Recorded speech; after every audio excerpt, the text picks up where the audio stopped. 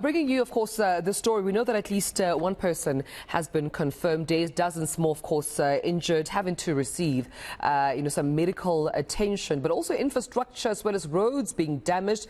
This due to the Jagersfontein mine wall dam burst, which has affected a majority of the Jagersfontein community. Now, the question we're asking this morning is, who is to be blamed for this? Who is to take accountability? And what could have possibly went wrong with that mine dam wall for it to, of course, bring in the state of damage that we are seeing on the screens right now. That is, of course, some of the visuals that have been coming through, been playing since Sunday, showing you the extent of the damage, of course, to Jagersfontein. So Peter Major joining me right now, mining expert, to take this conversation forward. Peter, a pleasure talking to you this morning. Thank you so much for your time. But I'm sure South Africans who still need clarity, wanting to understand what happened here, what went wrong that has brought this community into the state that we're seeing on our screens right now. Boy, first of all, we better remind the audience, Peter Major is definitely not a mining expert.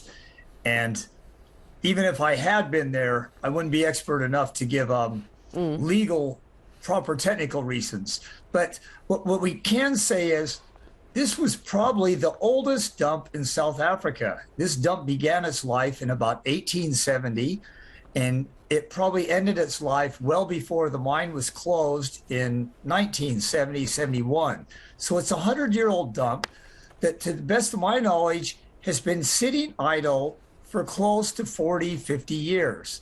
And De Beers did apply to keep this dump. It was a De Beers mine, and they applied to keep it during the new Minerals Act in 2004, and there were lawsuits going on why they weren't awarded this dump. And I think in the end, they did win the judiciary proceedings. They did win the right to keep the dump, but they'd been approached by quite a few parties. Please free it up. You're not doing anything. Let's free it up. A lot of BE companies applied for it.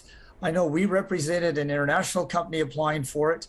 And finally, after years of bidding, I think in 2011, a group of people backed by Rembrandt, they did win the bidding of the dump from De Beers.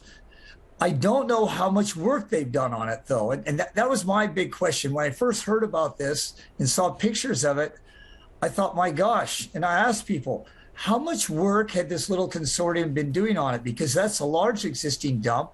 My understanding was they were seeking permission to pump the parts of the dump they were treating down into the original excavation. And that makes sense in a lot of ways. You've dug out this great big hole, and now you're processing rock. What a good place to put it back, put it back in the hole.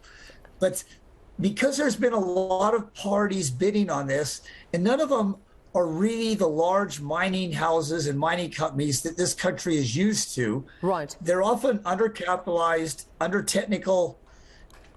There's a lot of questions. Was this caused by rain? Was this caused by people interrupting and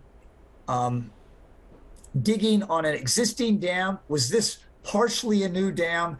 And I don't have the answers to that. So I can't make much more sense how this happened. But Peter, perhaps you can help us with this clarity. I mean, what's the government's involvement then?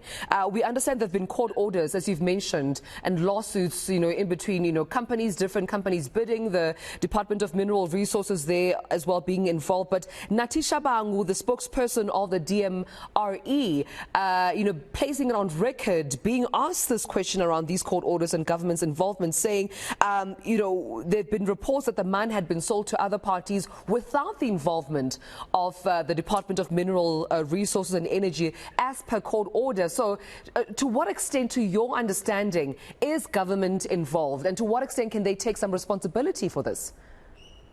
Yeah, government is very involved with everything in mining in this country. And government has huge responsibility with everything involved in mining in this country. They've taken on huge responsibility. They're responsible for issuing water license, surface use license, excavation licenses, and they are understaffed. They are behind. There's questions about the competency of government. You know, the DMR has a budget that keeps increasing every year, but they seem to be falling behind on license applications. They have thousands and thousands of backlogs and licenses. A big question is, why is the DMR so far behind? Why do they seem to get further behind every year? We've had mining in this country for 150 years, 160 years. Do we have more disasters now? Is it related to the DMR having insufficient staff, insufficient competence? And yes, why do so many groups bid on this, sell it, someone else bids on it? A lot of times it's because years go by, the original investors lose their backing, they lose their focus, they find something else to put the money on, and then they just want to sell it to someone else. But you know what, it's something that we need to ask questions on. Unfortunately, that's where we have to leave it for now, Peter. But we know that the Minister, Gwede Mantashe, will be making a visit out to Jagersfontein today, hopefully giving us some much-needed answers during this visit. Because indeed, what has a DMR been, doing in the meantime? While, of course, this mine had been dumped. That's the question, of course, we're asking. But also questions around mining safety, at least ensuring that the community of Jagersfontein in the long term will not, of course, suffer the consequences that we are seeing here today, of course, due to that wall dump burst.